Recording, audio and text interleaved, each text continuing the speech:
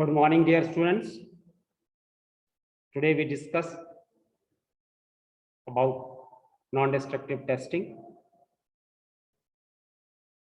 You all know about destructive testing, in which a specimen to be tested is destroyed or damaged, while in non-destructive testing, the specimen is preserved or remain intact even after testing. This is the basic difference between non-destructive testing and destructive testing.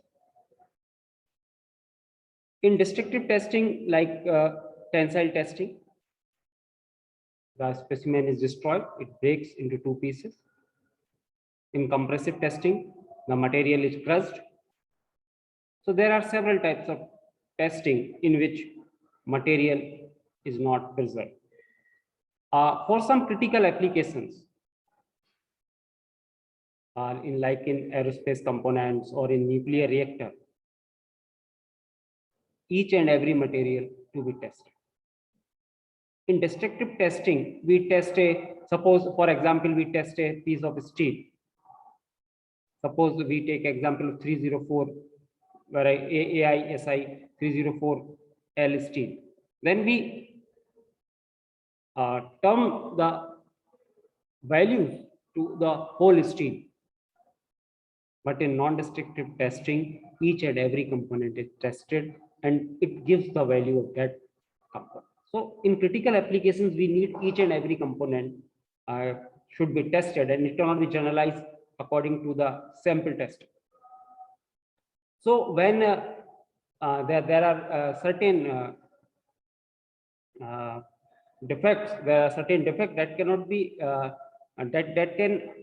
cannot be tested by the destructive testing. They are testing by the NDT only. So NDT does not mean that our sole objective is to preserve the sample or to protect the sample, but to test the required properties or required characteristics. Suppose for surface flaws or surface cracks or defects, we have to go for NDT. Despite we don't want to protect the sample, even though NDT is necessary. So this is the objective of the NDT, that to preserve the sample is necessary, but the properties or the characteristics that are need to be find out, that also are very important. So the term non-destructive examination, non-destructive inspection, and non-destructive evaluation are a common term, and that common terms are coined to the NDT techniques. Because NDT do not permanently alter the article being inspected, it is highly valuable technique that can save both money and time in product evaluation, troubleshooting, and research.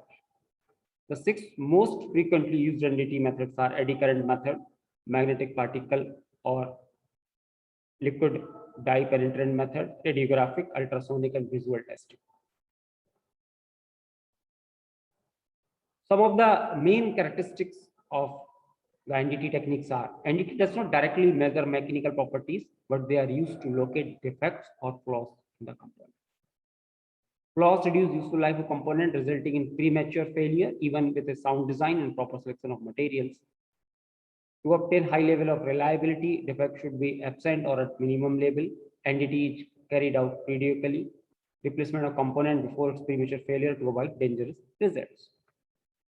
Now, the application of NDT. NDT is commonly used in the field of forensic engineering, petroleum engineering, electrical engineering, civil engineering, system engineering, aeronautical engineering, in medicines, and in arts.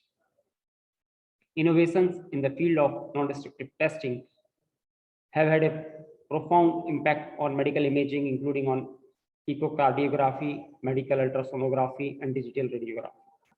So the NDT is used in every domains of engineering and extensively used in the industries and the fields where the critical components are used, or the components are very critical. There are different types of NDT methods. dye penetration test, in which dye is used to locate the surface flaws or defects, sonic test, ultrasonic test, magnetic particle test, radiographic test, eddy current test. These are all techniques that are used as or termed as NDT methods or techniques, very importantly used in industries and many extensive applications. Thank you. Thank you.